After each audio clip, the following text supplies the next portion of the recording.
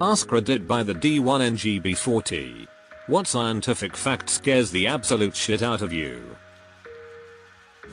The fact that your body can have advancing cancer and you wouldn't know it sometimes.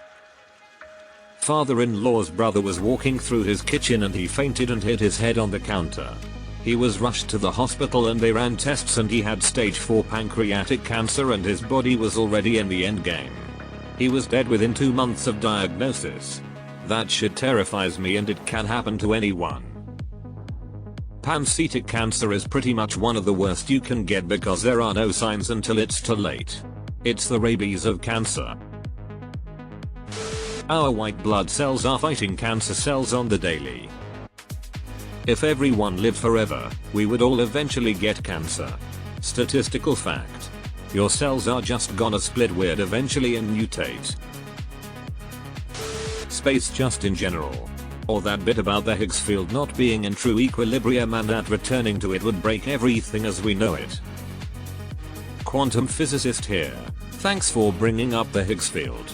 It isn't something we know too much about, the Higgs mechanism in general, and though vacuum decay is extremely unlikely, if possible in the first place, it is still really awesome to learn how the universe works. I actually helped discover the Higgs boson in 2012 when I worked at the LHC during its second run. When the atom bomb was being created, the leading scientists associated with the project at the time had to calculate the flammability of the Earth's atmosphere in order to ensure that detonating the bomb would not cause the atmosphere to combust. At the time when the first atom bomb was detonated, these scientists still had not answered this question.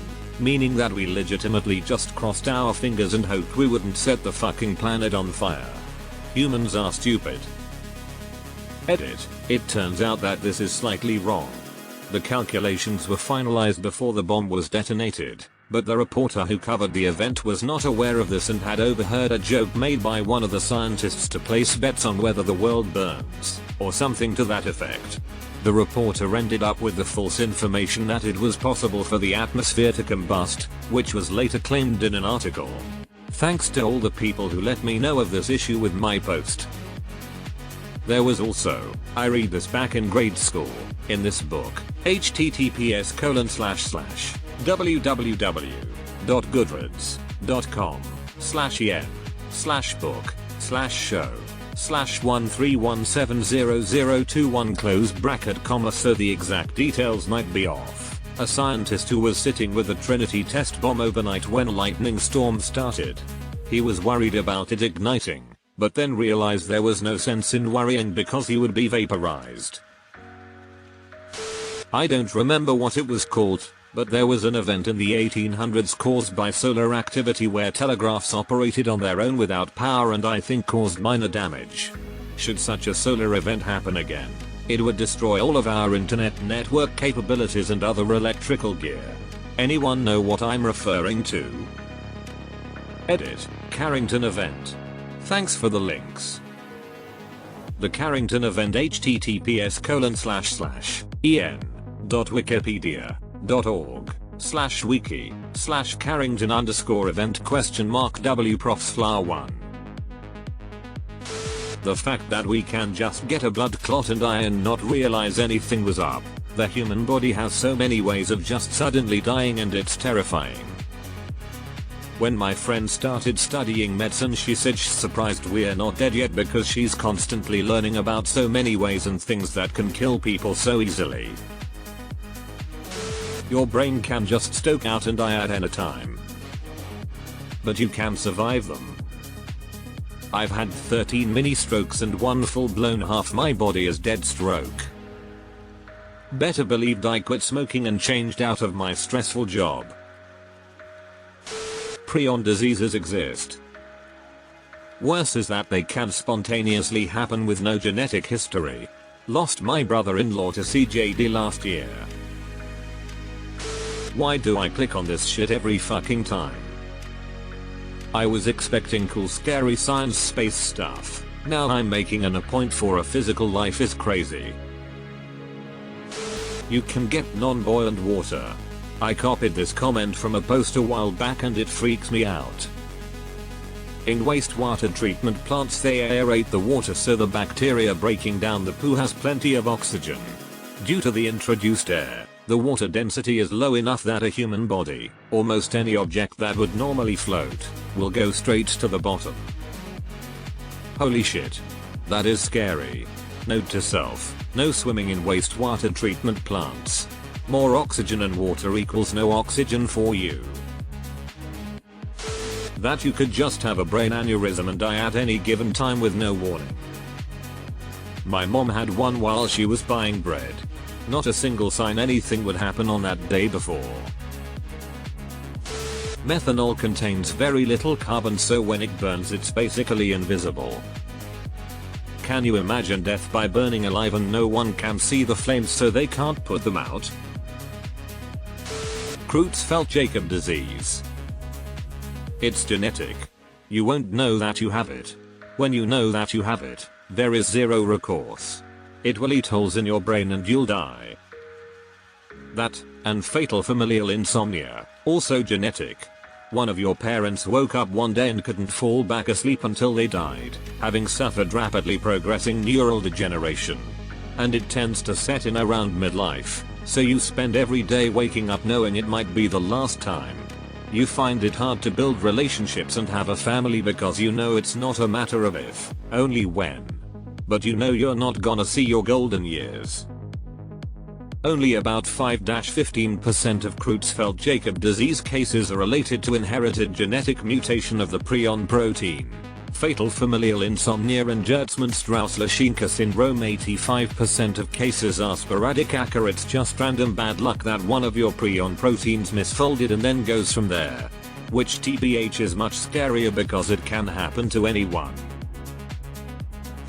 Rabies. You can have it and never know until it decides it's time. And then you'll die terribly. I used to get a bat in my old house that would weasel his way in through an old crawl space. Woke up to him flying in my room once. That was 15 years ago, but part of me still thinks I should get a rabies test done. That one day I will die. I don't know why, but sometimes at night, as I'm falling asleep, I suddenly think of this and it freaks me out. Like start feeling super anxiety. I get so scared when I think about dying that I almost start crying. It's horrible and I don't think I will ever be at peace with death. Thank you for the reward. The metaphysical aspect of consciousness. Where is consciousness? What is it? When does it really end? Where does it go when we die? When we sleep? How does it occupy our entire being without being physically present? We are quite literally the universe experiencing itself, in a fragile little bubble on a mote of dust in a sunbeam. And yet, what exactly are we? That's the sort of question that keeps me up at night. I don't fear death, I don't fear world annihilation, but I am deeply unsettled by the mere experience of being aware. Being aware, witnessing things. What blows my mind is thinking about the eons of time that have passed in space with planets and stars forming and dying, things exploding, black holes doing black hole stuff, and nobody was there to see it. Kind of like the old if I'm not looking at something does it still exist, but only yeah that stuff does exist and shit's happening out there for nobody. That I always end up on these fucking posts when I'm about to sleep, truly a scientific fact. Every time you use an antibiotic, even for something mild like strep throat or bronchitis or traveler's diarrhea, you technically could get C. difficile infection from your wiped out gut flora. And that could end up a lingering, resistant infection that leads to colectomy or fecal transplant. Antibiotics are scary. And there's a reason doctors only want to prescribe them if absolutely needed. Edit. I'm sorry I wasn't able to respond to everyone. This comment got a lot bigger than expected. With diarrhea you reminded me that your intestines can just fall out, like literally I learned this when I had bulimia and abused laxatives. It'll all be fine until your intestines fall out and there's no coming back. Mortality and immortality scare me. Like, I don't want to die because I love being here and my life is generally good, but what the fuck would I do for eternity? I have big plans. Universe building. It used to terrify me as a kid thinking about immortality, but now that I'm older I'm more worried about mortality, lol. But what if time itself is not a thing in putative afterlife? Presumably afterlife involves some kind of fixing of what's bad, such as boredom. Maybe boredom is just a glitch in our brains. Less scary, more mind-numbingly depressing is the dark era of the universe. When all the star fuel is gone. And it will be, and all the white dwarfs have gone cold and dark, and they will, and all the black holes have evaporated away into elementary particles, and they will, the universe will be a cold, dark place. Forever. But for one sweet, beautiful moment, there was so much light.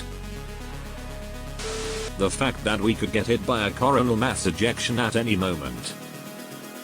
Someone on Reddit a long time ago said this about something similar, and it stuck with me for years.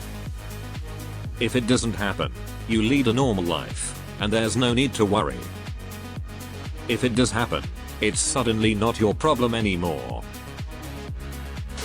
The Marianas Trench is so deep that you could fit Mount Everest in it. Even if you stand at the summit, there would still be about a mile of ocean above your head. And there's trash at the bottom. The mere thought of what would happen if fire wasn't in the visible light spectrum. Good news everyone, methanol fire is completely invisible to the human eye in sunlight. Maybe not too scientific paressy, but the fact that I could get hit by a car walking home from work and wake up in the hospital. Go on with my life, meet the love of my life and get married. Have kids, and watch them grow into their teens and we all have a good life. Then one day I wake up in the hospital and find out I was in a coma and none of that was real. That motherfucking lamp. If you get scurvy, all of your old and new scars open up and bleed. Even ones that have healed fully and gone white. Horrifying if you've had multiple surgeries. Horrifying if you have a self-harm history. After looking through lots of comments, turns out that I can die from about a million things any second. Yay. Your eyes have their own immune system, and if your brain ever figures that out, then it will eat away at them, turning you blind. Why would you tell this to my brain like that? Cockroaches can live for up to a week without their head. Cockroaches can live for 5 months on wallpaper glue. Cockroaches can hold their breath for up to 40 minutes. Yes, I have phobia. OMG, stop.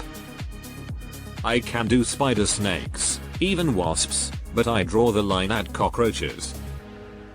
Even though they are not too hard to catch and kill, I usually don't kill bugs, but I make an exception for roaches. The crunchy sound they make when you squish them gives me the heebie-jeebies.